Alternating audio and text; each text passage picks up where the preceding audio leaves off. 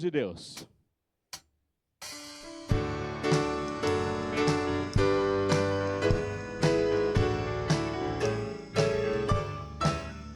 Vamos nós trabalhar, somos servos de Deus, nosso mestre seguir no caminho dos céus. No seu bom conselho, vigor renovar, diligentes fazer o que Cristo ordenar.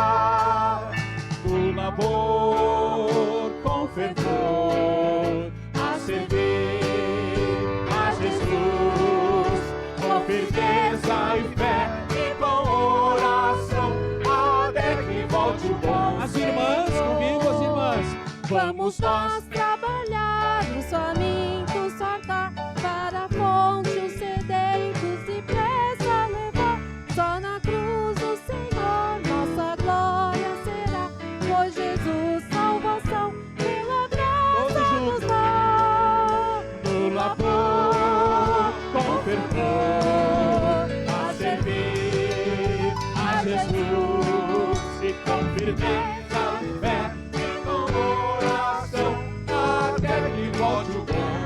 Nós os homens, e vamos nós trabalhar, aos perdidos dizer, hoje mesmo o perdão podem ter, em buscar ao Senhor, redimido será, por Jesus salvação, sempre da igreja, no labor com fervor, a servir a Jesus. E com firmeza e fé, e com oração, até que volte o bom Senhor. E toda a igreja, vamos nós trabalhar, ajudados por Deus, que a coroa da glória nos dará lá nos céus. A mansão dos fiéis sempre eterna será, pois Jesus salvação graciosa nos dá. No labor a servir a Jesus, e com firmeza e fé, e com oração, até que volte o bom Senhor. Repetindo essas últimas frases. Com firmeza e fé, e com oração. Quando ele volta, hoje, amanhã, depois, a obra está inacabada. Cabe a nós testemunharmos. Até quando vamos fazer isso? Até que volte o bom Senhor.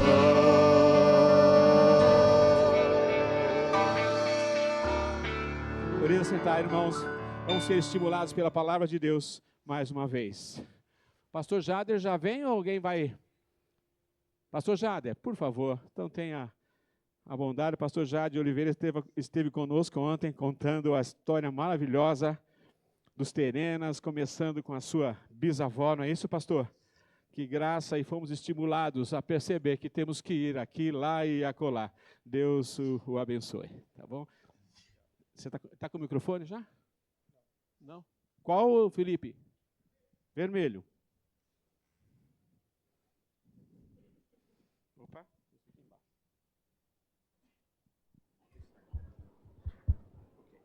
Obrigado.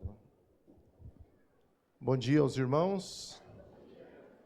Me permite, nesta manhã, cumprimentá-los no idioma, né? Estava ouvindo a língua árabe, né? Para escutar um pouco do Terena. Todas as vezes que a gente começa o culto, a nossa palavra é Yunzoi Kopinoi Aihake Shecheituko Ovichi. Eu vos cumprimento na graça do Senhor Jesus. Amém? Antes de ler um trecho, vou contar mais uma das histórias. Se alguém conta mais histórias com o missionário, me conta, pastor Paulo, quem é.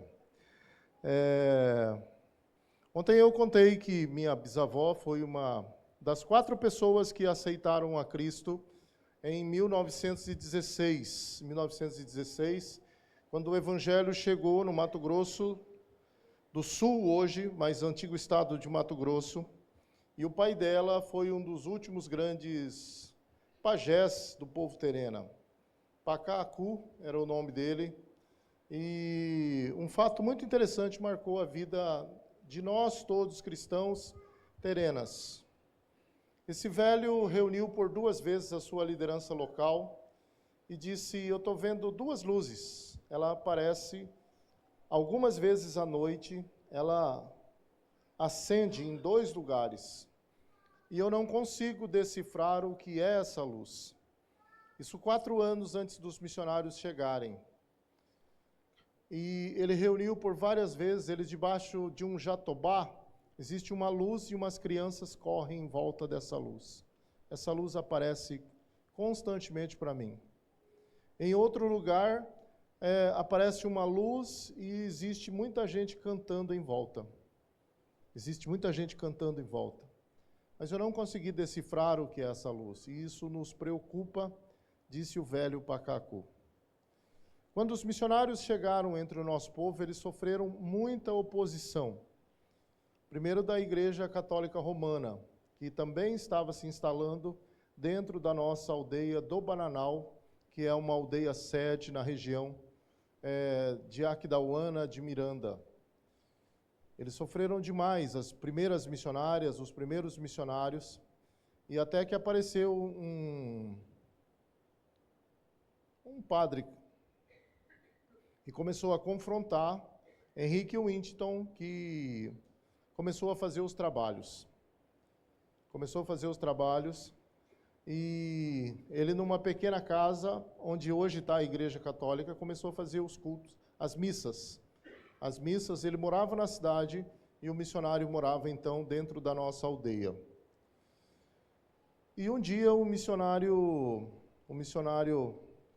falando sobre a diferença entre católicos, a mensagem católica e a mensagem cristã, o católico ouviu de um índio de que ele estava explicando que era diferente as 2 religiões. E quando, na realidade, o missionário falou: então, vamos desafiar de que Deus nós estamos falando. De que Deus nós estamos falando. E o que aconteceu uma semana depois é que a casa onde morava o missionário Henrique Winton com a sua filha, caiu um raio.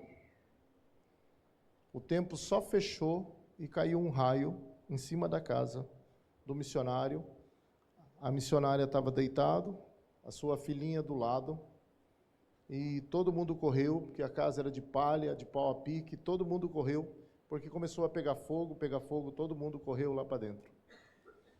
E estando lá dentro, o missionário foi, tirou sua esposa, essa parte aqui da perna, parece que tinha queimado todinha a sua perna.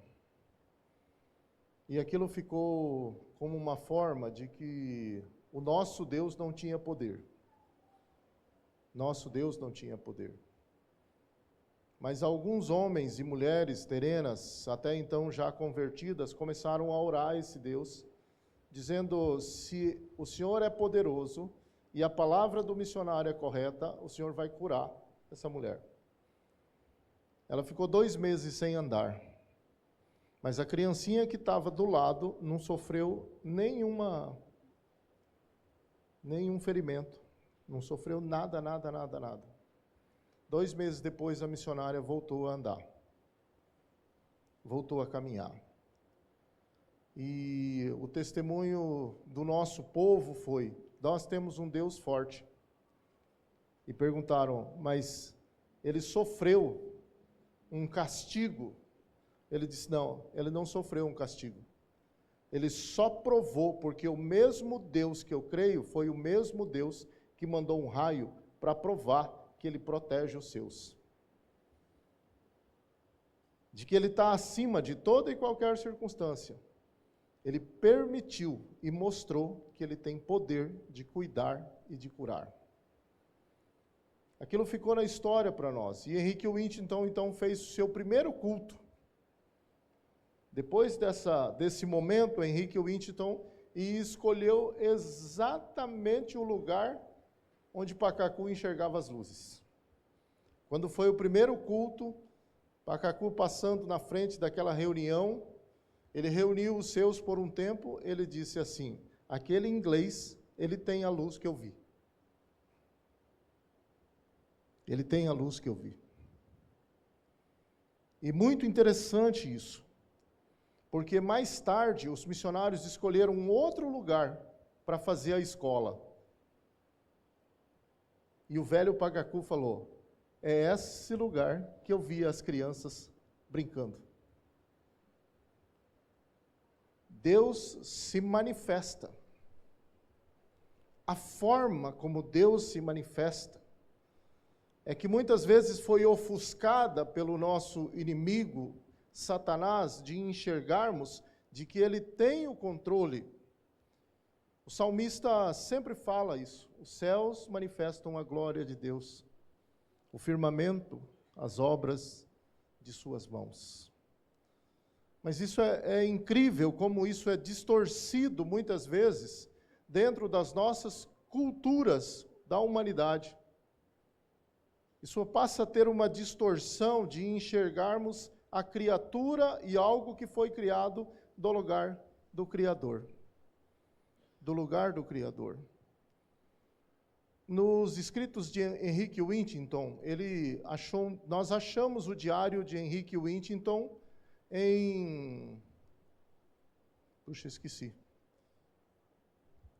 Poçada, na Argentina, com a igreja neotestamentária. Nós achamos um diário de um homem que Deus colocou dentro do nosso povo e de que narrou toda a história, todos os dias que ele passou entre nós. Henry Whittington viveu entre nós 16 anos, e os 16 anos, todos os dias foram narrados. E nós achamos o diário dele. Quando a evangelização dos Terenas completou 100 anos, nós pegamos o diário de Henry Whittington e transformamos num livro que se chama O Caminho dos Índios no Brasil. Lá está um pouco da nossa história. Lá está um pouco da história dos nossos pais. Lá está um pouco da história daquilo que ele viveu com os nossos pais naquele lugar. Há muitas histórias de como Deus protegeu aqueles irmãos que abnegaram toda a sua vida para poder pregar o Evangelho entre nós. Eu tenho uma admiração, assim, muito grande por esse homem que com 25, 26 anos, com uma esposa de 22 anos, larga a Escócia para vir pregar o Evangelho no Brasil com uma criança de 4 meses. Deus precisa de loucos, só isso que eu penso. Porque isso é loucura, quanto mais em 1912. Nós temos aqui um pequeno informativo que eu trouxe, e um pouco das fotos saem de lá do relatório do Henry Whittington. Alguém quiser, tem algumas cópias, Aparece o Henry Whittington, e quando ele pediu para entrar na aldeia, não deixaram. Ele fez um acampamento na entrada da aldeia e fez as suas cabanas, todos os lençóis que eles tinham, e eles ficaram ali por 60 dias, até que o governo, o SPI aqui do Rio de Janeiro, naquela época, liberasse para que ele entrasse dentro das aldeias. Mas foi um homem que deixou um legado, deixou uma história, deixou um exemplo de vida missionária entre nós. Então nós somos muito gratos a esses irmãos que abandonaram tudo para vir pregar o Evangelho entre nós. O nosso respeito, a nossa consideração, a nossa gratidão a esses homens que largaram tudo o que tinha para poder vir e viver entre nós, no meio do nosso povo. Depois muitos outros vieram, depois muitos outros homens, e ainda tem alguns entre nós lá. Lá nós estamos vivendo com pastor Elmer Wesley Seng. Ele é novo, vou dizer, ele não é com tanta idade, ele está com 76 anos. Mas ele foi muito prejudicado na sua saúde. Ele já tem uma ponte safena, ele está com inícios de câncer de pele, ele já não tem as articulações do quadril, mas ele é nosso professor, e todos os dias no Instituto Bíblico aparece aquele velhinho andando assim. E ele, por 2 horas, todas as manhãs, dá aula para os nossos alunos. Sabe como ele dá aula? A gente teve que fazer um púlpito dentro da sala de aula, porque ele não consegue ficar sentado por 30 minutos. Então ele fica em pé por 30 minutos. Aí tem que fazer um banco mais alto para ele, para de vez em quando ele só recolher um pouco o quadril. Homens que deixam tudo para poder pregar o Evangelho entre nós. E nessa manhã, irmãos, compartilhando um pouco disso, me chama muito a atenção quando Paulo escreve a Tessalônica, na sua primeira carta, no capítulo 1, da carta de Paulo aos Tessalonicenses, me chama muito a atenção dentro daquilo que nós vivemos, dentro daquilo que nós experimentamos.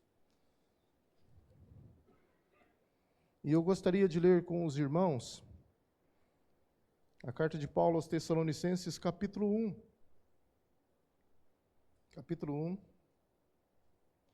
Paulo, Silvano e Timóteo, a igreja dos Tessalonicenses, em Deus Pai e no Senhor Jesus Cristo, graça e paz a vós outros. Damos sempre graças a Deus por todos vós, mencionando-vos em nossas orações e sem cessar, recordando-nos diante do nosso Deus e Pai a operosidade da vossa fé, da abnegação do vosso amor e da firmeza da vossa esperança em nosso Senhor Jesus Cristo. Reconhecendo, irmãos amados, a Deus a vossa eleição, porque o nosso Evangelho não chegou até vós tão somente em palavra, mas sobretudo em poder no Espírito Santo e em plena convicção, assim como sabeis ter sido o nosso procedimento entre vós e por amor de vós. Com efeito vos tornastes imitadores nossos e do Senhor, tendo recebido a palavra, posto que em meio de muita tribulação, com alegria do Espírito Santo, de sorte que vos tornastes um modelo para todos os crentes na Macedônia e na Acaia. Porque de vós repercutiu a palavra do Senhor, não só na Macedônia e Acaia, mas também por toda parte se divulgou a vossa fé para com Deus, a tal ponto de não termos necessidade de acrescentar coisa alguma. Pois eles mesmos, no tocante a nós, proclamam que repercussão teve o nosso ingresso no vosso meio, e como, deixando os ídolos, vos convertestes a Deus para servirdes o Deus vivo e verdadeiro, para aguardardes dos céus o seu Filho, a quem ele ressuscitou dentre os mortos, Jesus Cristo, que nos livra da ira futura. Deus acrescente bênção nas nossas vidas por sua palavra.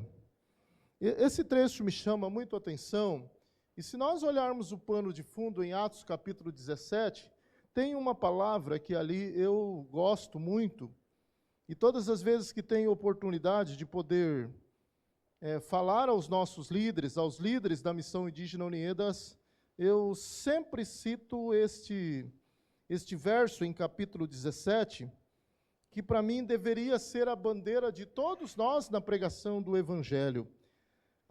Este versículo, na realidade, está em Atos capítulo 17, e quando ele diz, estes que têm transformado o mundo, chegaram também aqui.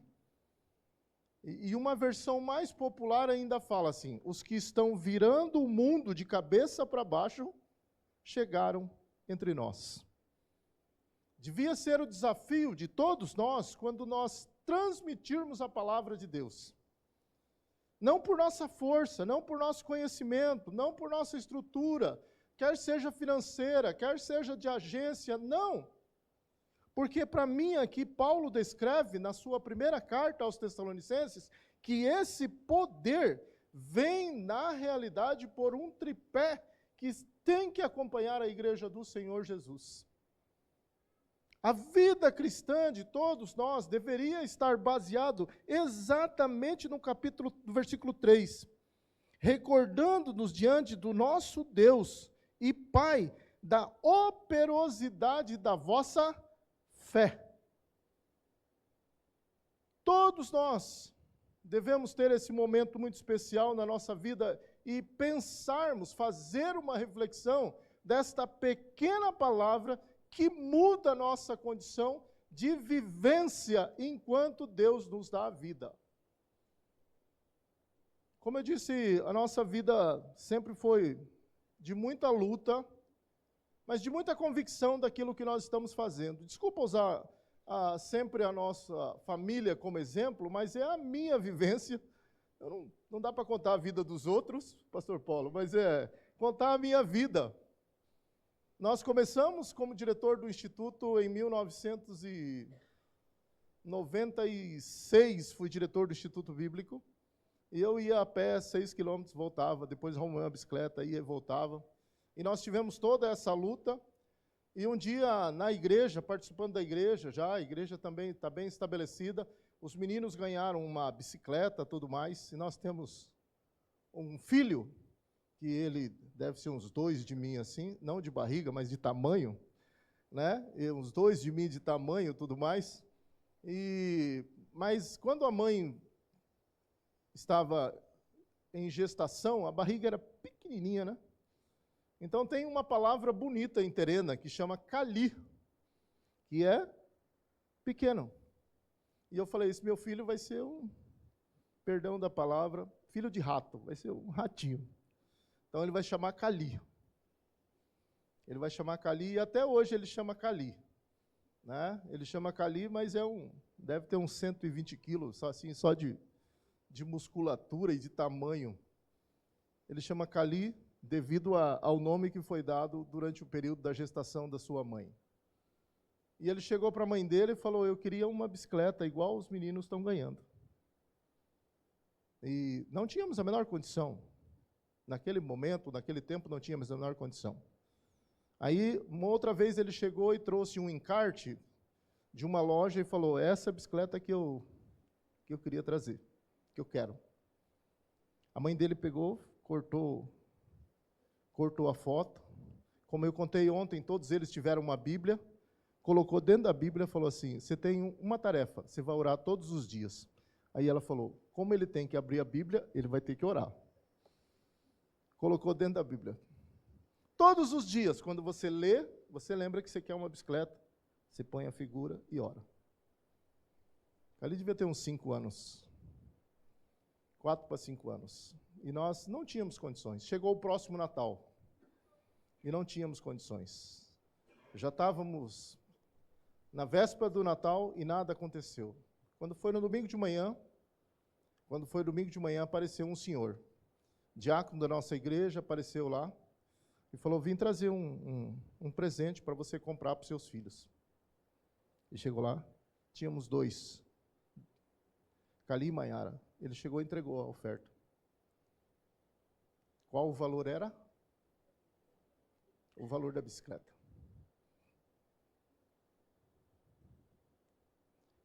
Colocar em prova ou dar evidência naquilo que cremos deve ser diante de Deus e não diante das nossas condições.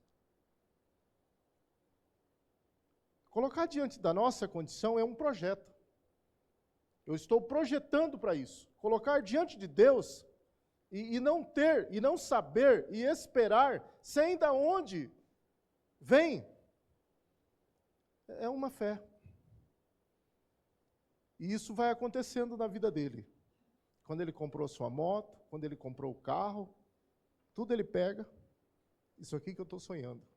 E é isso aqui que Deus vai me dar. A gente não tem aqui a grande questão, mas essa fé é apenas para a nossa vivência de aquisição. Mas não é o que está falando aqui. A fé aqui desenvolvida é para salvação em Cristo Jesus. Ela é diferente. A operosidade da vossa fé. A fé que transforma vidas. Como é que eu simplesmente declaro, crê no Senhor Jesus Cristo e serás salvo? É uma loucura para quem fica na mente imaginando e confiando apenas na sua própria possibilidade. Eu vou mudar de vida porque simplesmente confessei os meus pecados? E ontem eu volto a falar, para mim acontece no momento em que o Espírito toca e o Espírito fala, você é pecador. Me lembro das 4 leis espirituais quando fui no seminário. E nós éramos obrigados a decorar todos os versículos das 4 leis espirituais, que eu acho que não tem mais nem os encartezinhos da igreja hoje. E os novos cristãos, se fala, dá para falar sobre as 4 leis espirituais? Eu sou pecador. O pecado me leva à morte. Só Jesus Cristo pode me salvar e depois me dar a vida eterna. Naquele momento em que o Espírito toca e nos dá esses momentos especiais, a nossa fé é produzida. Eu gosto dos escritos de Paulo, porque parece que ele dá uma visão perfeita do que é sermos salvos e desenvolvermos essa fé que nem nossa é. Ela é nos dada. Ela é nos dada. Nós apenas temos que escolher ter isso, ou viver isso, para podermos colocar em prática. Para colocar em prática. E isso, para mim, está faltando muito hoje nas nossas mensagens de como é que Deus transforma a nossa vida. Eu estou muito feliz nessa manhã, pastor Alexandre. Não que não trabalho com jovens. Eu vou sair daqui na terça, na quarta-feira, na quinta-feira eu já vou falar num congresso de 4 dias de jovens. Mas, perdão da palavra, eu gosto desse ancionato e dessas pedras de fundamento que estão aqui dentro. Eu fico triste às vezes quando vou na igreja e não os vejo. Porque eu sei que pode abalar de um lado e de outro, eles não vão se mexer da sua fé. Podem ser movidos por muita coisa que acontece nos dias de hoje, e eles vão permanecer. Permanecer. Na Uniedas e nas nossas igrejas, nós estamos num período de transição. E numa última reunião de liderança que nós tivemos, os homens, no tempo do meu pai era assim, no tempo do meu avô era assim, no tempo do meu pai, no tempo do meu avô, no tempo do meu pai. E eu perguntei, quantos anos você tem? 60. Quantos anos você tem? 54. Quantos anos você tem? 62. Quantos anos você tem? Pois é, pois você já devia estar no lugar do teu pai.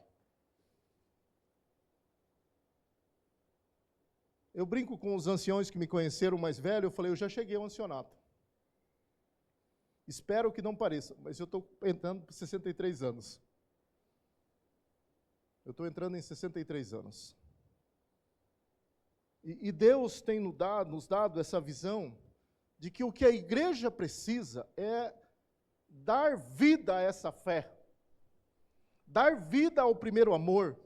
Dar vida a algo que vai acontecer na minha vida. E por crer nesta palavra, por crer que Cristo me salva, por crer que o Espírito está em mim, eu vou manter a minha vida ligada a esse Senhor todos os dias.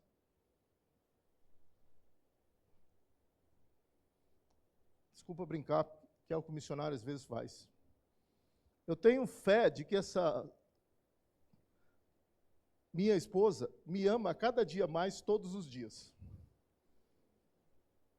Isso deve me motivar todo dia. Eu amo que a cada dia que eu vou passando, e a minha idade, os dias, os anos vão passando, eu creio que o amor de Deus vai se refinando cada vez mais, à medida que eu estou mais próximo dEle. Como é que eu conheço a vontade de Deus para caminhar em fé? É quando eu estou do lado dEle, é quando eu caminho com Ele. Eu gostei muito da mensagem de um pregador uma vez que chegou na igreja, ele tinha um filho que não parava mais de jeito nenhum, ótimo, é uma vida linda de criança. Eu acho que ele estava incomodado, Deus deu uma grande ilustração para ele. Ele foi lá, escandalizou um pouco a igreja, pegou um banco dessa altura assim, fez o filho ficar aqui em cima. E foi lá embaixo, ele falou, pula, o filho, e ele agarrou o filho. Ele falou, se ele não andasse comigo todos os dias, jamais ele teria a fé de pular e eu segurar ele. O que essa igreja fez, depois da pregação, foi colocar esta operosidade, dar operação, dar um dinamismo, trabalhar a fé. De que todos os dias, para mim isso está muito ligado, quando Paulo faz algumas cartas, ele fala assim, olha, eu prossigo para o alvo da soberana vocação. Eu ainda caminho todos os dias na mesma fé de Damasco, quando caiu sobre mim a luz. É nessa luz que eu caminho todos os dias até chegar à soberana vocação. Parabéns, irmãos, por dizer. Até que ele venha, nós temos uma tarefa a cumprir. E nós precisamos crer de que Deus está nos usando para isso. Assim que eu creio e assim que eu vejo nas nossas comunidades, das mais diversas diferenças culturais que nós temos, porque todo mundo acha, muitos acham que o índio só fala Guarani, e que só tem uma língua, e que é todo mundo do mesmo caminhão. Nós somos mais de 300 etnias nesse país.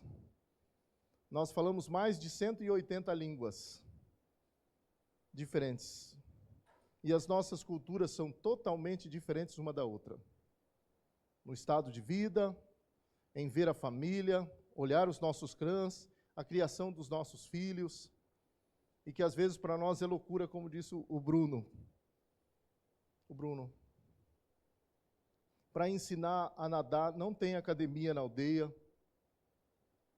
Os pequenininhos de 3, 4 anos, assim, de 2, 3 anos, assim, são levados na beira do rio, onde tem uma pequena cachoeira.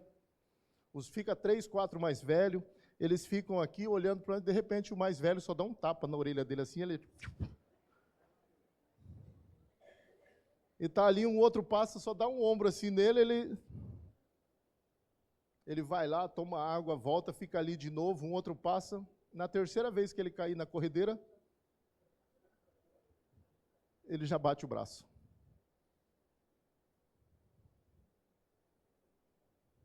Para nós estamos sacrificando os nossos filhos. Precisamos de uma piscina, precisamos olhar o cloro da piscina, precisamos de um treinador, precisamos de um salva-vida, precisamos de uma sunga, precisamos de uma touca. Lá não, só dá um tapa nele assim, na terceira vez ele já sai batendo o braço. São culturas diferentes. E eu tenho uma palavra, assim, talvez choque muito a questão de missões pelo mundo todo. Porque essas diferenças que nós olhamos entre os povos, é só em Deus que nós vamos ter uma ação perfeita de como Deus vai atuar na nossa vida, como disse a irmã. Qual é o momento exato? É ouvir Deus naquele momento e dizer, é agora que Deus está me dando essa oportunidade e eu não posso perder. Quando o Brasil inteiro chocou, quando soube das crianças que são mortas por ter deficiência. O filme Haqqani rodou o Brasil, o mundo inteiro. Eu fui numa das conferências dessas de discussão. E eu fiquei chocado com tudo o que diziam do nosso povo, sabe? Eu ficava chocado com aquilo. Porque enquanto não conhece esse evangelho, enquanto não conhece salvação, enquanto não conhece a proteção, enquanto não conhece o amor de Deus, eles vão viver da sua própria razão e com o diabo todo dia sussurrando no seu ouvido. E eu disse, só é uma sabedoria que eles acham que possuem porque não conhecem uma outra alternativa. Como que ele vai caçar? Como que ele vai viver? Como que ele vai andar? Como que a hora que o povo muda? Ninguém vai levar ninguém. Então sacrifica um. Sacrifica um. E eu fui contra, irmãos. E eu vou explicar por quê. Eu fui contra a lei. E digo uma razão só, e depois nós podemos sentar se o pastor um dia me chamar de volta aqui, porque eu falei isso. Quem vai lá aplicar a lei?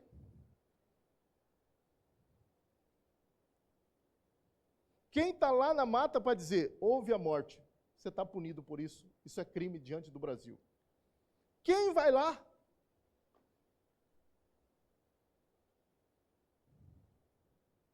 Os abortos. Nós estamos cuidando da mãe e do filho, daquela outra história que aconteceu em Canarana, que a avó estava enterrando o filho vivo. A avó estava enterrando o filho vivo. Eles simplesmente trancaram a mãe no banheiro e pegaram e enterraram vivo. O policial, uma senhora viu do outro lado a criança chorando, olhou, chamou a polícia e foi lá.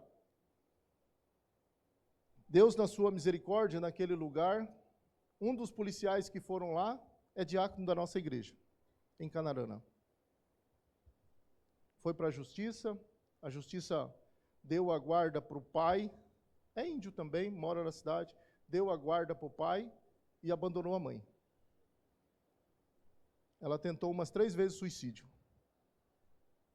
E hoje, em julho desse ano, ela batizou e ela está tendo condições pela justiça de ficar perto do filho durante a semana.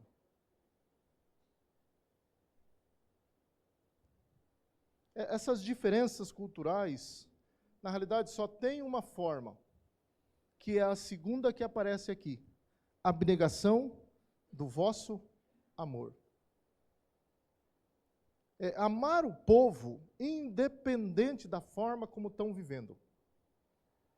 Quando o povo chegou entre nós, quando Henrique Winston chegou entre nós, o índice de alcoolismo do Terena é horrível. O índice de alcoolismo do Terena, principalmente nos anos 70, 60 para 70, que as canavieiras iam buscar a mão de obra lá, levavam 4, 6 mil índios para a canavieira. Eles voltavam de lá para cá, jovens de 13, 14 anos, que iam com os pais, com os tios, voltavam de lá para cá, era uma semana bebendo. E voltavam de novo para a canavieira para ficar mais 40 dias, voltavam para ficar mais uma semana bebendo. E o contrato aumentou para 90 dias, e o contrato aumentou para 6 meses, ficaram as mulheres criando seus filhos nas suas casas. Foi o maior índice de pressão alta e de diabetes que desenvolveu entre o povo terena. Porque as mães ficavam com os filhos, cuidavam de suas famílias. E uma das tristes histórias do nosso povo nesse período é que o índice de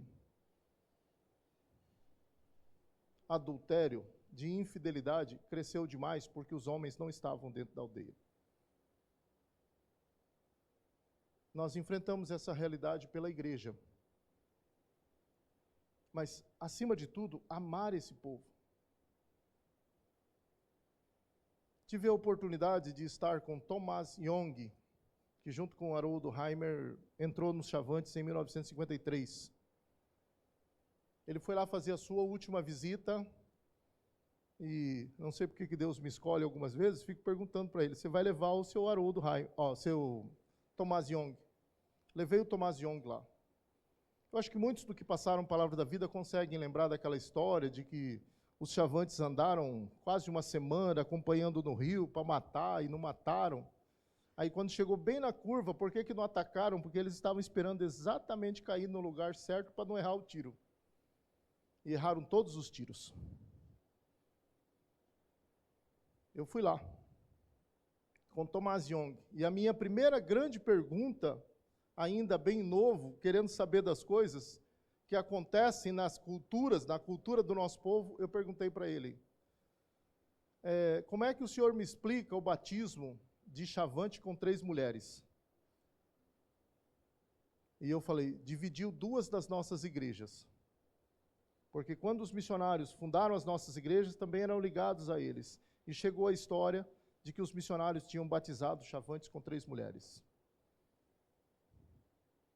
Ele falou, eu não tenho resposta. Eu tenho a convicção da fé de que eu vi no Papa, que chamava o Chavante. Do Papa. Mas eu tenho uma outra pergunta para você. Nós vamos encontrar Davi no céu?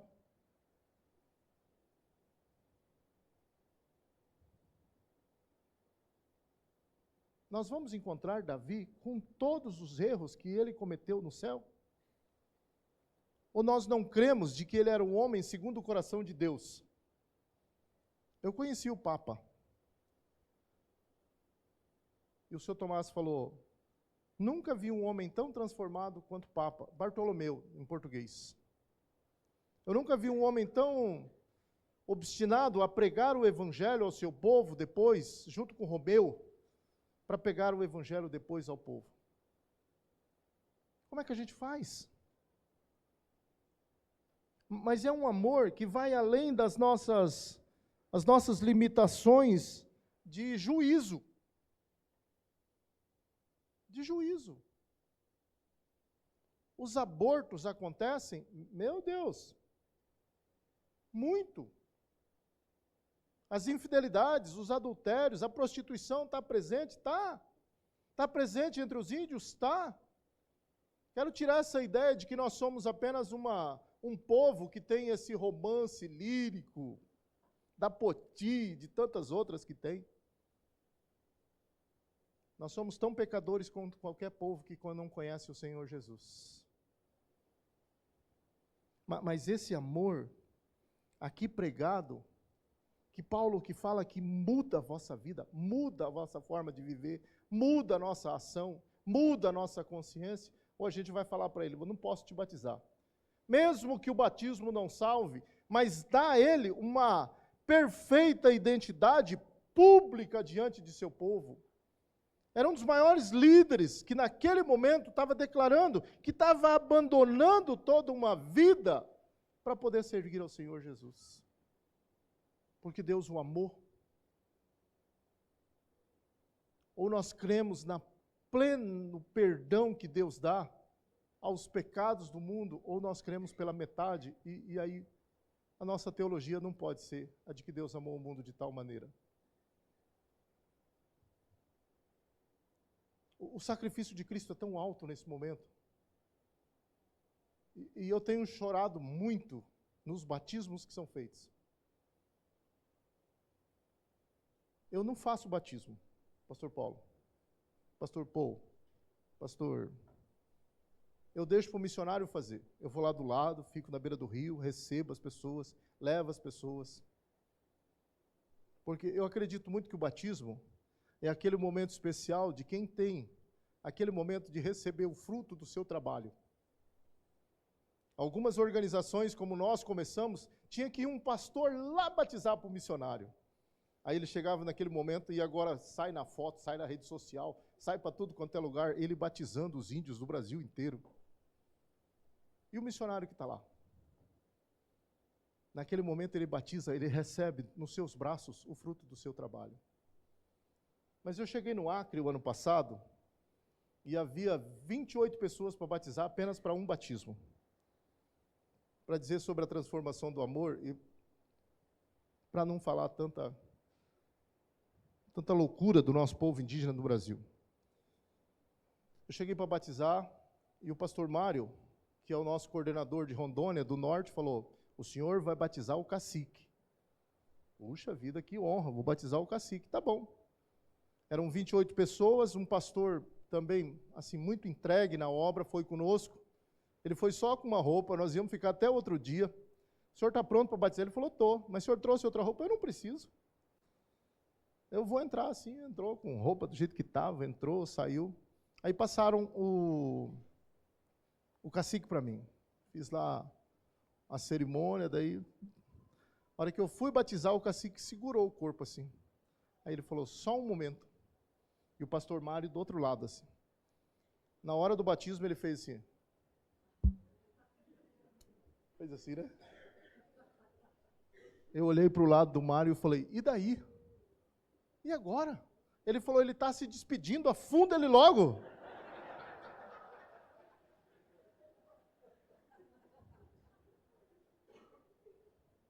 Que para mim leva, irmãos, não somente essa abnegação de amar o pecador, foi o que os missionários fizeram conosco, além de amar a Deus, amar o pecador e não o pecado.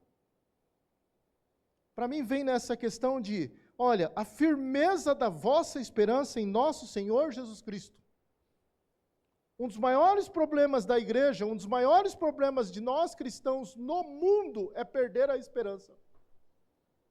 Nós saímos da igreja, abandonamos a fé cristã. Muitos dos que nós entrevistamos por abandonar a vida cristã é porque perdeu a esperança. Não tem mais razão. Não há motivação. Ele não tem a menor expectativa de alguma mudança que pode haver. E naquele momento, quando eu batizo, é o mesmo cacique. Eu contava para o pastor Paulo ontem. É o mesmo cacique que queria mudança na sua aldeia. Não tinha uma gota de água potável dentro de sua aldeia, de mais de 170 pessoas. Estavam bebendo água com lodo, só jogava de um lado do outro, jogava um pano que já estava um mês coando a mesma água. Ela saía verde do outro lado. Nós levamos 40 litros, em um dia foi 40 litros. E ele queria mudanças. Se esse evangelho também leva a mudanças, eu gosto muito da oração de Cristo, que também para mim, em Mateus, ela é missionária, que venha a nós o teu reino, que seja feita a tua vontade, assim na terra como é nos céus, numa esperança plena de paz, de vida eterna, de amor, de comunhão. Ela precisa se revelar na terra. E ela vai se revelar pela igreja, ela vai se revelar pela nossa vida, ela vai se revelar pelo evangelho do Senhor Jesus. Como é que eu podia ficar naquele lugar olhando aquela água suja? Como os Terenas está para tudo quanto é lugar, tem Terenas lá em Brasília, peguei e liguei para um, falei, olha, eu queria que você olhasse a aldeia tal, no município de Feijó, aqui tudo mais, está sem água. Mas eu sei que houve um programa da Secretaria de Saúde Indígena Nacional dando água para todo mundo. Aí ele, uma hora depois, mandou, falou, foram alocados 260 mil para a abertura de 2 poços, está aqui e já está concretizado os poços. E eu falei, eu estou no mesmo lugar em que você está dizendo que tem 2 poços, não tem? Eu estou bebendo água verde. Chamei a comunidade, conversei com o cacique, conversei com a liderança, e eu falei, eu mesmo vou escrever. Eu falei, só me dá o número do processo que foi aí, eu vou colocar ele aqui. O cacique no outro dia foi lá, levou lá no Ministério Público. 2 dias depois que nós saímos de lá, apareceu a CESAI, que fazia 90 dias que não ia lá. Para resolver o problema? Não. Para quê? Para saber quem foi o missionário estrangeiro que foi lá fazer a cabeça dos índios. 4 dias depois apareceu a FUNAI, que fazia mais de 3 anos que não ia lá. Para saber quem autorizou a entrada dos estrangeiros que estavam lá, fazendo a cabeça dos índios.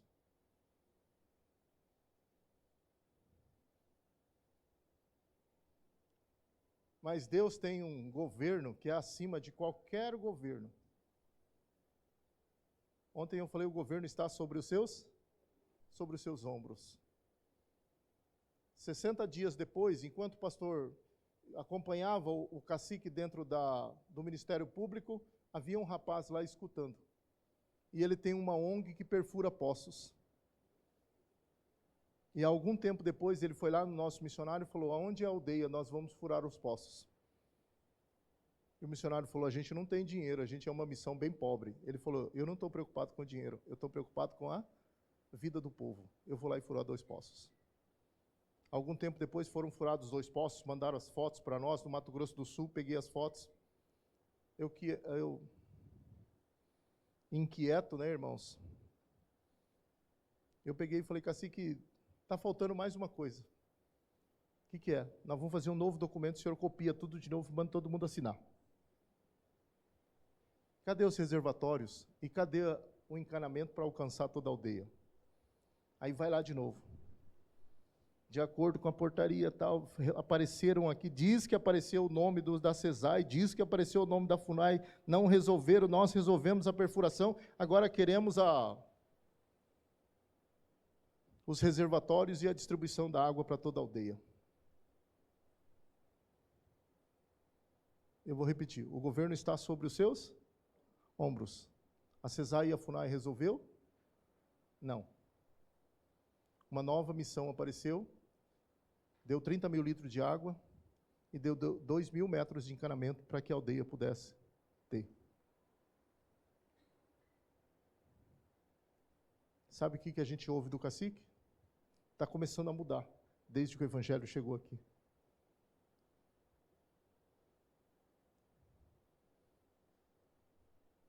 E dali por diante, eu só tenho uma preocupação, que tudo que aconteça, ele ponha no Ministério Público agora.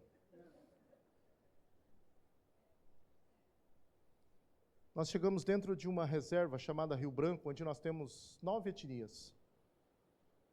Me chamou a atenção que no lugar onde nós fomos fazer o primeiro batismo em São Luís, no Rio Branco é o rio, tinha uma cruz queimada.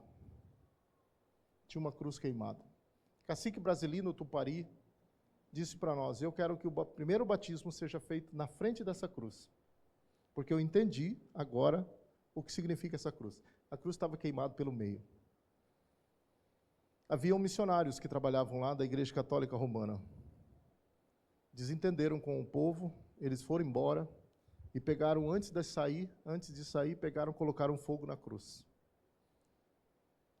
E falou, vocês não mexam nisso aqui, que a maldição de vocês está aqui. Porque vocês estão expulsando homens de Deus. E deixou a cruz. Brasilino se converteu, 2 anos depois nós fomos fazer o primeiro batismo dentro da aldeia São Luís, na reserva Rio Branco, em Rondônia. E o Brasilino falou, eu quero fazer na frente da cruz. Por quê? Porque um dia, pastor Mário, que é o nosso coordenador, o senhor leu que a cruz é loucura. Mas também ela é a salvação daqueles que creem no Senhor Jesus. Então nós vamos tomar um novo passo de fé dentro dessa comunidade. Nós continuamos visitando aquele povo por muitos anos. Não quero entrar nessa questão aqui, pastor Alexandre, mas o problema das retomadas no país é uma outra história na nossa visão. A maior luta que existe nesse país hoje é olhar para um índio e perguntar se ele está na retomada. E por tristeza ou não, uma grande parte da liderança cristã da Uniedas está dentro da retomada. Mas aquele povo Tupari tinha feito uma retomada de algumas hectares e estavam lá 4.000 pés de café. Abandonado por 6 anos. Levamos um senhor de Minas, ele olhou e falou, o que é que vocês estão fazendo com isso? Nada, está aí jogado. Ele falou, não prometo nada, mas a riqueza e o futuro de vocês está aqui. Aí um dia ele me ligou e falou, tem condições de o senhor me mandar 4 tuparis daquele para mexer com café? Eu falei, tem. Levou para Belo Horizonte, ficaram 5 dias, voltaram, foram na Embrapa para encurtar toda a história, todo o caminho. 5 anos depois, já fazem 8 anos que eles disputam o primeiro lugar e o segundo lugar do café de Rondônia. Sai da terra indígena Rio Branco.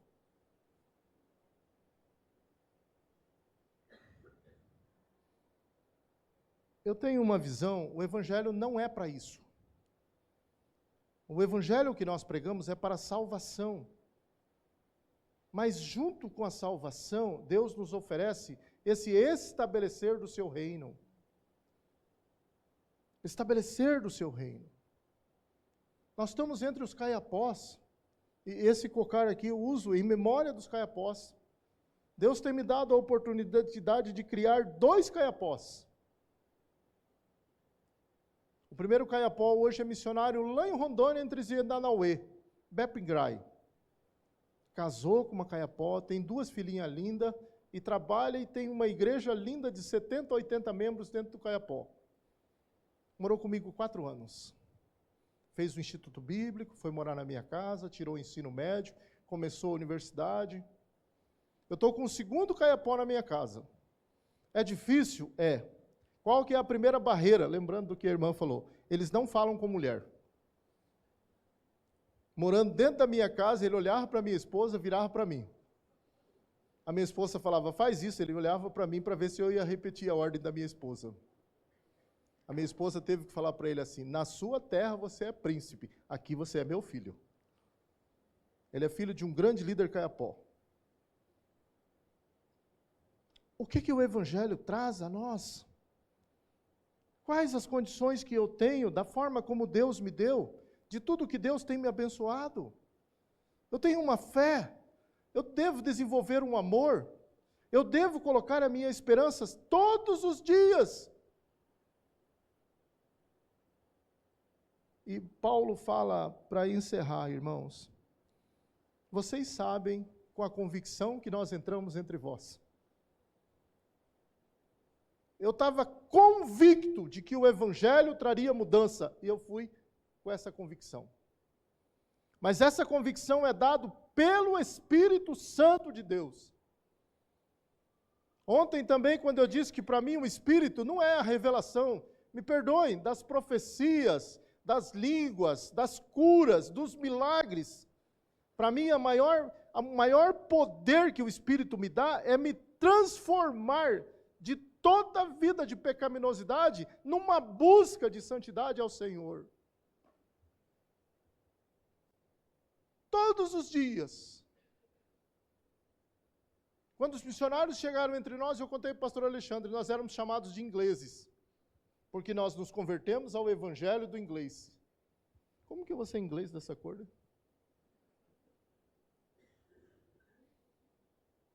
Mas essas pessoas, na realidade, chegaram naquele lugar.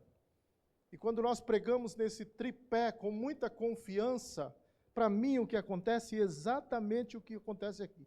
Com efeito vos tornastes imitadores de nossos imitadores e do Senhor, tendo recebido a palavra, posto que em meio à tribulação, com a alegria do Espírito Santo de Deus.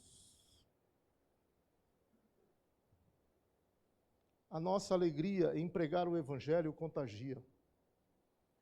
A nossa alegria em estar presente na luta junto com o povo contagia. Contagia. Eu vejo isso nos missionários que estão nas suas dificuldades. Edson e Wagner, que eu apresentei, estão lá na ponta, Santa Rosa do Purus, onde o vento faz a curva na boca do Acre. Um barco, ele e o Caxinauá têm muito filho. Eles são pequenininhos, assim. O maior tem 1,5 m, 1,45 m, assim. 5 filhos, colocam os 5 filhos no barco e 3 dias para chegar na última aldeia para evangelizar. 5 vezes por ano eles fazem isso. Colocam todos os filhos e vai pregar o Evangelho. Você pergunta para o Edson, está difícil? Ele fala, tá. Mas ele fala, tá rindo. Mas...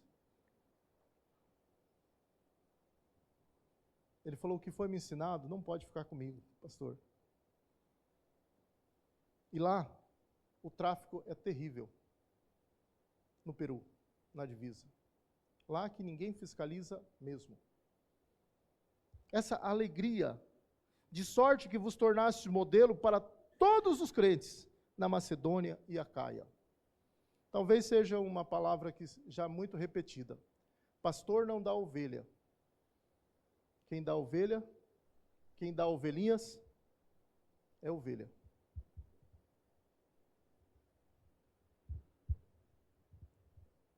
Se todos nós tivéssemos aqui, numa linguagem bem simples de um índio, gestante de uma ovelhinha,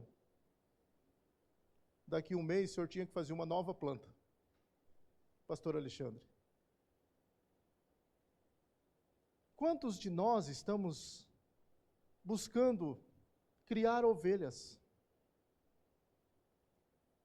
Essa palavra não é nossa. Essa palavra é de Deus. Todos nós conhecemos dominicalmente uma mensagem de que nós temos que levar essa palavra. E até quando nós vamos ouvir e simplesmente ser ouvintes e não praticantes dessa palavra, de trazer um aos pés da cruz?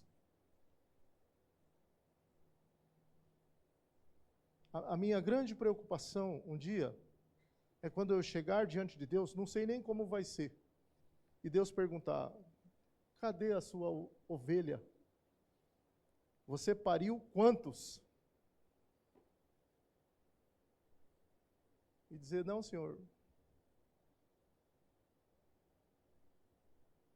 eu brinco com os missionários às vezes, Paul está aqui, os missionários americanos, que eles de certa forma inverteram um pouquinho, acho que para alegrar o nosso coração, quando era menino, quando os missionários ensinavam para nós, disse assim, tinha EBF, você tem que trazer outra criança, traz outra criança, cada criança que você trouxer vai ter uma pedrinha na sua coroa, né? E nós saíamos correndo para catar amiguinhos, tudo para vir. E eu mais tarde procurei, mas cadê as pedrinhas que os missionários contavam, que vai pôr na minha coroa? Mas eu sei de uma coisa, esse evangelho precisa ser pregado e existe um galardão muito especial para isso. Das coroas, das bênçãos que Deus nos dá para tirarmos pessoa. Essa obra inacabada é uma guerra. Essa obra inacabada é uma luta constante que precisa tomar parte da minha vida como vida cristã. Para cuidar, não obriguei nenhum dos meus filhos a aceitarem o Senhor Jesus. Mas eu tenho que constantemente apresentar a eles. Vi um filho de pastor perdendo todos os seus filhos. Ele falou, eu fui obrigado pelo meu pai a ir na igreja. Eu nunca vou obrigar meu filho à igreja. Pois é, mas o diabo vai obrigar. Ele todos os dias está num bar. Se você não planeja a sua estratégia, o Satanás vai planejar para os seus filhos. É uma guerra. E está pior. Cada dia pior. Cada dia pior.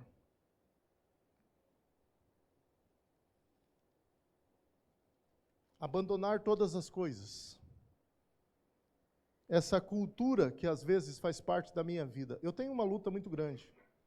E explico isso bem claramente. Eu tenho muita luta com a minha própria cultura e com a minha própria pessoa. Sou de uma família bem tradicional dentro da cultura terrena. Da língua, de olharmos a natureza. Eu tenho uma luta grande. Não vou assustar o Paul, não. Estou lá na casa dele.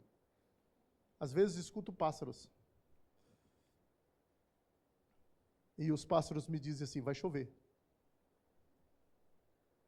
Às vezes olho o vento, ele tem uma mudança. E eu falo assim, vai esfriar. Eu parei de usar isso, pastor, com os alunos. Quase desviei um aluno do Instituto Bíblico. Um pássaro cantou, eu falei, vai esfriar. Vocês lavem a sua coberta, porque vai esfriar daqui 2 dias. Aí eu olhei para o menino, o aluno, falei, vê se está na ponta da árvore ou se está no meio dela. Ele falou, está no meio dela. Eu falei, então, aumenta 2 cobertas. Está no galho fino ou está no galho grosso? Ele falou, está no galho grosso. Então, aumenta a lenha, porque vai ser pior ainda. 2 dias depois, em Mato Grosso do Sul, veio a 10 graus. Ele olhou para mim e falou, pastor, o senhor tem certeza que é pastor?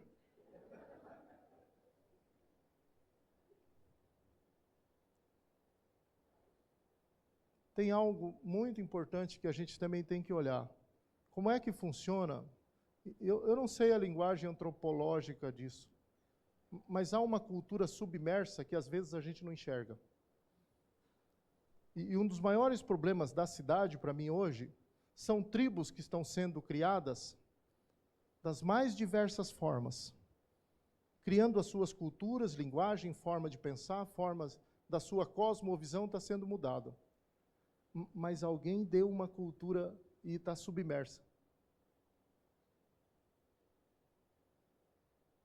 E isso move a cultura do mundo. Isso move a cultura do mundo. E nós temos que cuidar, porque a única cultura que reúne todos nós é essa cultura celeste dos céus. Por que nós estamos juntos hoje? Quero encerrar essa manhã dizendo que essa pregação, ela precisa ser pregada a partir do momento em que você se sente transformado. Que esse poder do Espírito para a pregação, primeiro tem que haver em nós de que houve um poder além da minha consciência humana que mudou toda a minha vida. E que vai mudando vidas. Eu estou olhando pelos povos, por tudo aquilo que nós andamos, como eu disse, eu ando na vida dos nossos missionários, visito, sento com eles, ouço, vou na aldeia, ando, às vezes fico sentado. Tem uma aldeia que nós andamos 7 horas de barco. Com esse peso todo, ficar sentado assim e depois tem que fazer uma massagem para descer do barco. Um barco é para 6 pessoas. Quando você chega no final da última aldeia que você vai, tem 11, mais 60 quilos de arroz, mais 40 litros de combustível sentado ali, você não tem lugar e você vai descendo o rio. O pior é que quando você atrasa, você tem que chegar 8 horas da manhã para chegar 2 horas da tarde de dia ainda, porque lá no meio da mata, 4 horas já está escuro. Se você chega 10 horas, você chega lá, depois das últimas 3 horas, você vai no escuro.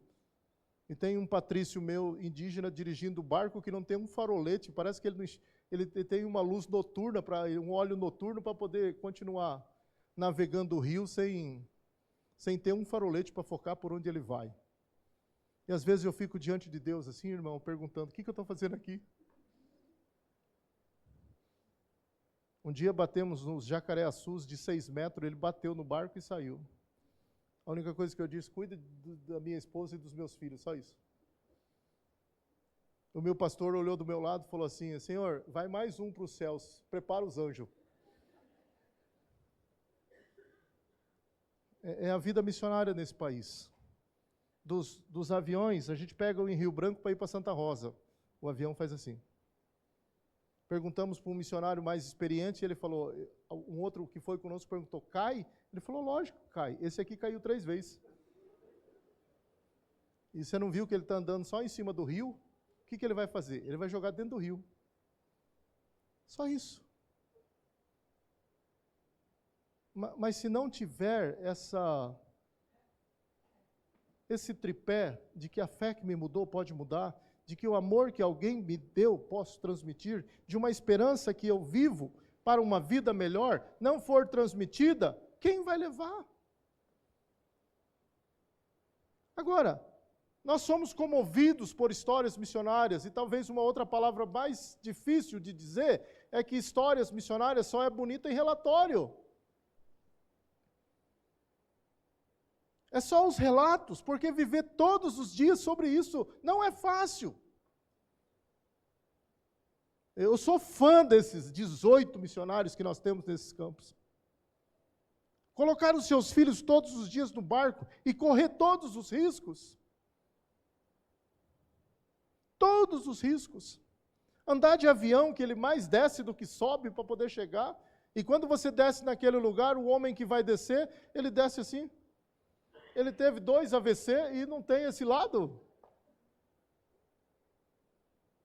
Mas é a forma de chegar. A igreja pode participar? Pode. Mas não é apenas com recursos. Do que eu estou falando para as igrejas indígenas, terenas, não terenas, que já estão constituídas. Escreve uma cartinha, pega o nome, manda uma mensagem. Às vezes passam meses, anos, sem ter uma palavra de alguém para dizer, estou orando por você. Às vezes as próprias agências, todos os meses, estão mandando o seu recurso, mandando as suas ofertas, mandando todos os meses. Essa é uma das maiores preocupações que eu tenho, como quem está coordenando essa obra, de chegar e dizer para eles, estou orando por você, você tem algum pedido? Manda para mim e eu vou colocar. Porque já vivi isso. Com outras agências em que simplesmente o recurso é o que parece que nos ligava. Me esforço sim, irmãos.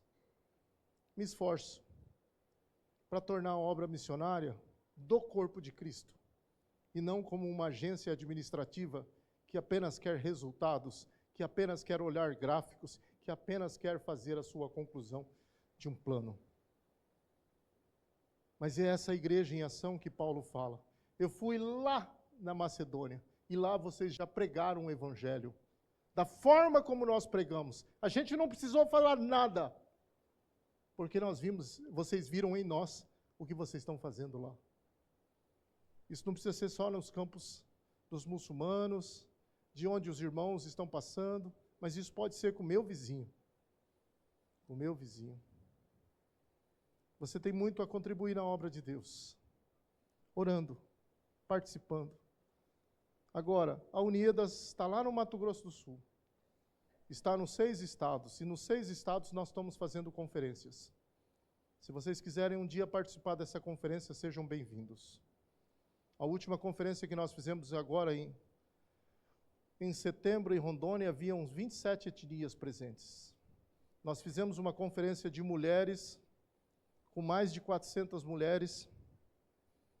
Só fico triste porque depois é os homens que vão para a cozinha.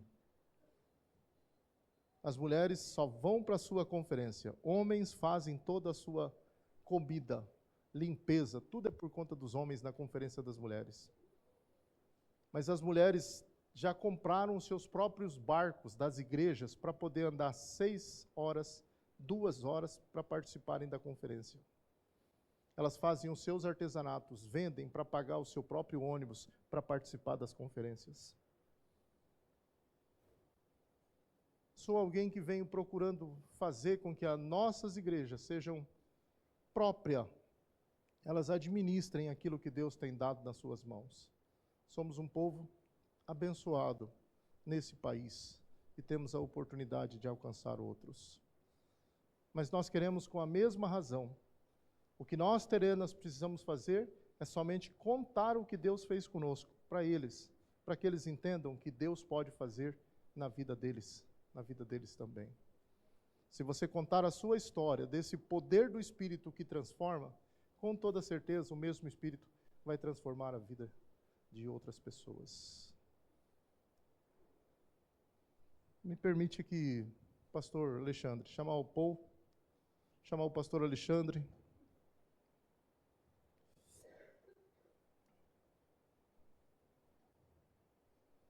Eu vou colocar o pastor Alexandre na Nipo agora, na descendência Nipo. Me permite, jovem de barba, vem cá. Vem cá, Guto. Vem cá, pastor Paulo. Pode ficar de frente aqui.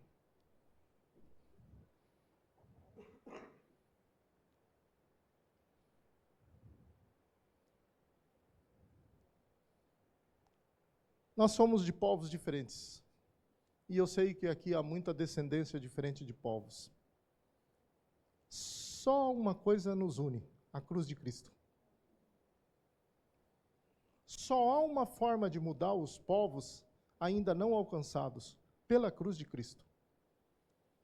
E se você faz parte desta cruz, se você faz parte de que Cristo pagou o preço por você, eu gostaria que nós levantássemos nessa manhã um clamor em favor daqueles que ainda não foram alcançados. Uma oração em favor daqueles que não foram alcançados. Eles têm todas as diferenças culturais que o pastor falou, e que a gente tem uma diferença cultural muito grande. Nós, indígenas, não entendemos muitas vezes o que os missionários fizeram entre nós. E nós procuramos nos aproximar mais próximo. Está aqui o pastor. Mas só a palavra de Deus pode nos tornar um povo só, se seguirmos a mesma regra. Porque é por ela que nós nos transformamos num só corpo, num só povo, diante do Senhor Jesus. Nós vamos conviver juntos nos céus. O lema da missão está em Apocalipse 5:9, porque ele comprou para si homens de toda tribo, língua, povo e nação. E que lá no céu vai cantar, digno é o Cordeiro, porque foi morto e porque comprou para si homem de todo o povo. Mas desenvolva a sua fé. Coloque o seu amor acima de tudo. E a sua esperança pode ser até que Cristo Senhor Jesus volte. E parece que está perto. Nós esquecemos da pandemia tão rápido. em que a gente havia um irmão uma semana, na outra semana, não, ele não estava mais. E o arrebatamento, quando fizer assim, então? E muitos dos nossos queridos vão ficar. Nós precisamos, nessa manhã, levantar o clamor ainda daqueles que não conhecem ao Senhor Jesus. E eu queria que você levantasse, se você sentir no seu coração, orasse por alguém da sua família que ainda não conhece e não faz parte do corpo de Cristo, do Senhor Jesus. Vamos orar. Se você sentir no seu coração, você pode ficar em pé e ore por alguém da sua família. Lembra dos povos que ainda nem ouviram a falar do Senhor Jesus, bem explicado pelo pastor Paulo, que as condições do Evangelho chegar lá são as mais difíceis possível. Mas Deus os ama. Se promovem aborto, se matam crianças, se são casados com 3, se as mulheres não têm direito, se os homens maltratam, Deus os ama. E é esse amor que vai mudar a vida deles. Amém? Vamos orar, vamos orar. Vamos orar nesse momento. Eu quero agradecer, Pai. Eu quero agradecer porque o Senhor, na cruz, comprou todas as tribos e todas as nações do mundo, Pai. De tudo aquilo que tem sido apresentado durante esses dias, nesse lugar, nós somos gratos, Pai querido, porque o Senhor trouxe-nos aqui para termos um viver novo a partir daquilo que esta igreja está fazendo. Olharmos para perto de nós, primeiramente, olharmos para dentro da nossa família e entendermos que dentro dela ainda precisamos pregar o Evangelho, Pai. O Evangelho de salvação, o Evangelho de tornarmos um só corpo diante do Senhor Jesus. Da participação, Pai, de envio, de cuidado, de proteção, de tudo aquilo que necessita aqueles que vão por os mais diversos lugares. Eu te louvo por esta igreja, Pai. Reanima todos os dias essa visão que aqui estabelecida possa ainda ser maior no seu alcance, Pai. Nós te louvamos nesta manhã. Te pedimos que o Senhor esteja conosco, dirigindo, cuidando, protegendo, e que esse amor àqueles que ainda não te conhecem cresça no nosso coração todos os dias. No nome de Jesus que nós oramos. Amém, Senhor. Amém, Jesus. Deus abençoe, irmãos. Pastor Alexandre, pastor... Som. Não vamos embora ainda, por favor, eu sei que você tem o seu tempo planejado e eu gostaria que você, nesse momento, especialmente, nós vamos cantar Apocalipse 5, que o pastor pregou, e você vai ter o privilégio de trazer a sua oferta nesse momento, a oferta que nós estamos diante do Senhor levantando para os nossos queridos Jonatas, Diza, Sofia e o seu filhinho, que vão para o Camboja. Não é certo? Então não vai, eu sei que as pessoas querem sair para fazer almoço, mas aproveite essa oportunidade agora, e à noite também você pode contribuir da mesma forma. Ah, mas eu quero fazer o Pix. Ok, aí pega o Pix na igreja e acrescenta 0,12, apresenta 12 centavos na sua oferta que vai ser direcionada para esses irmãos. O pastor Guto citou uma frase ontem e eu anotei, eu gostaria que você ouvisse rapidamente do irmão Oswald Smith. Missões se fazem com os pés do que vão, com os joelhos dos que ficam e com as mãos dos que contribuem e, sobretudo, com a graça e o poder de Deus. Oswald Smith. Então, enquanto cantamos Apocalipse 5, 9, de todas as tribos, povos, raças, línguas e nações, você pode vir à frente e trazer a sua oferta, e depois, Alexandre, quem termina? Depois nós podemos ir para comer. A minha comida é fazer a vontade daquele que me enviou.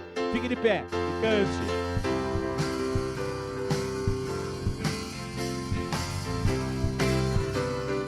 Pode trazer as suas ofertas aqui à frente. De todas as tribos, povos e raças, muitos virão te louvar. De tantas culturas, línguas e nações, no tempo e no espaço virão te adorar. Bendito seja sempre o Cordeiro, Filho de Deus, raiz de Davi. Bendito seja o seu santo nome, Cristo Jesus, presente aqui.